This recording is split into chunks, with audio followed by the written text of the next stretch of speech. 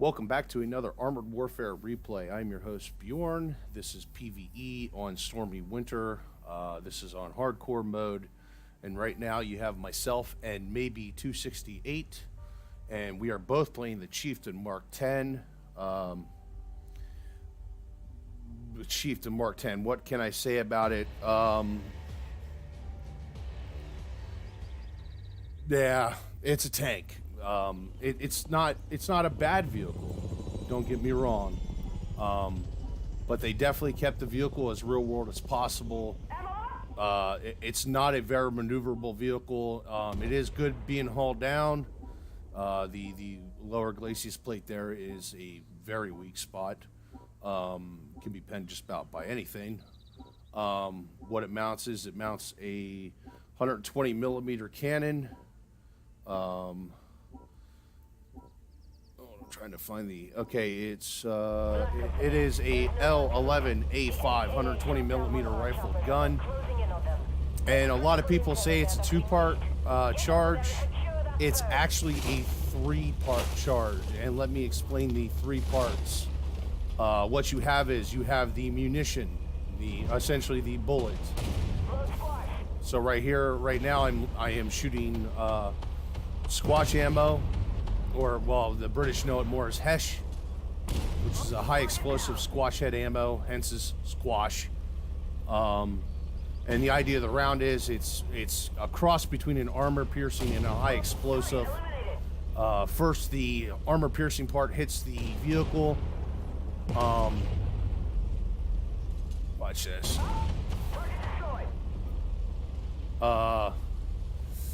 So the armor-piercing part, which is the front of the shell, actually hits the vehicle, and it either penetrates or weakens the armor. It will penetrate light armored vehicles.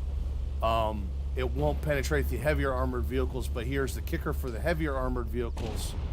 The secondary part is a high explosive charge. Now, obviously, on a thin armored vehicle, the armor-piercing part will penetrate the vehicle. And then the high explosive part will explode inside the vehicle, doing maximum damage. On a heavier armored vehicle, what will happen is the armor piercing part will hit the armor and weaken the armor, and then the high explosive part will send essentially a violent shock on the armor plating, actually breaking away shrapnel on the inside of the vehicle. Armored Warfare guys, if any of you developers are watching this vehicle, research what the hell squash ammo does, change the mechanics so it properly matches the round. It should essentially it should be a high explosive round that deals less damage per shot. However, it should be treated like high explosive where it always deals damage. And the other kicker part is it would have more penetration than regular high explosive. So that being said, now that's the first part of the round, which is just the round. The second part is a bagged charge. It is essentially a compressed bag of gunpowder propellant. That is loaded into the breech second. Now, the other kicker, this is the third part of the charge, is actually a blank cartridge. It is loaded, it is a 10-shot magazine loaded into the top of the breech. And every time the breech is loaded and the breech is shut, a blank cartridge chambers. Gunner pulls trigger, hammer hits primer, blank cartridge goes off, igniting the powder bag, and gun go boom, just like that. The vehicle, this vehicle to be specific, because there's actually multiple engines for this vehicle. This is the Leland L60 multi-fuel two-stroke opposed piston compression ignition. Now, this is a later model. It pumps out more than 750 horsepower. Now, with the Chieftain Mark II and the Chieftain Mark II, once again, they did it right. On the Mark II, the engine is hilariously underpowered. It takes you a week to get anywhere in that tank.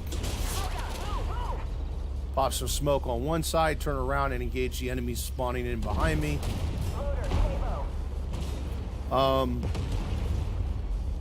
Its power to weight ratio, the Leland L60 with the 750 horsepower, its power to weight ratio was actually 11.1. I want to put in perspective that engines in tanks in World War II had better power to weight ratios. This is actually a fairly heavy tank.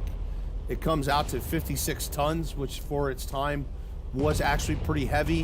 While I still consider the Chieftain as a main battle tank, it is a heavy tank for its time. As you can see, I'm bouncing shots off the turret. The turret is actually very strong on this vehicle. That probably just went through my gun mantlet though, which is part of the problem because it doesn't truly have a gun mantlet. That's actually what allows it to have such great gun depression. This tank is a Ridge Warrior. It's not a brawler, it's more of a sniper. But as you can see here, I am brawling a bit. And basically the thing is, I'm trying just to expose my turret, let the turret take the hits, keep the hull hidden, and just keep on going, which would be the real tactic used for the Chieftain. Now, this is a later model Chieftain. I'm going to point it out here the best you can see it. This has the Steel Brew armor.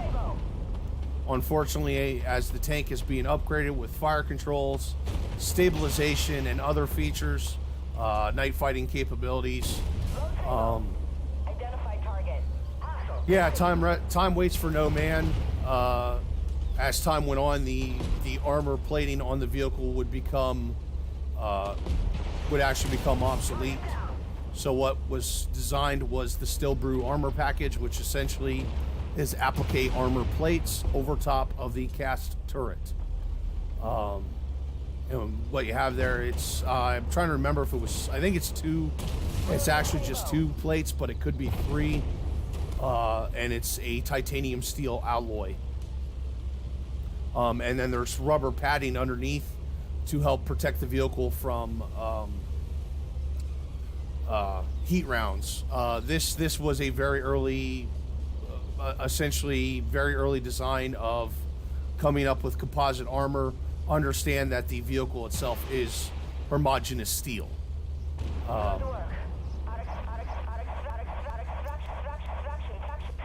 I love that game glitch. Thank you very much. So let's pull up the results here.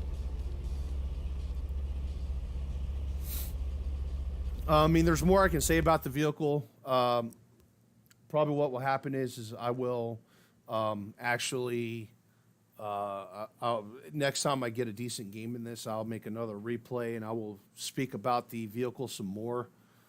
It was an interesting vehicle for its time. It worked. However, its downfall was always its engine. It always has been its engine. The very early Chieftains, like the Mark II, constantly breaking engines. But so there you go. So here's the game results. We got 13,249 damage. So just over 13,000 damage. 10 enemy vehicles spotted with 12 destroyed. And this carry is brought to you by the Mighty Bjorn and Maybe. Now, I outclassed Maybe for damage, but Maybe did way better in the realm of spotting, so he actually beats me on the XP. No matter what, it was a great game by both of us, and essentially it was a solid carry by both of us. So there you go. There's another Armored Warfare replay. But yeah, I do intend to feature the Chieftain again. I know a few specific people, especially just in my Twitch viewership, that complains about how crap the Chieftain is. I've only ever had a few bad games in the Chieftain.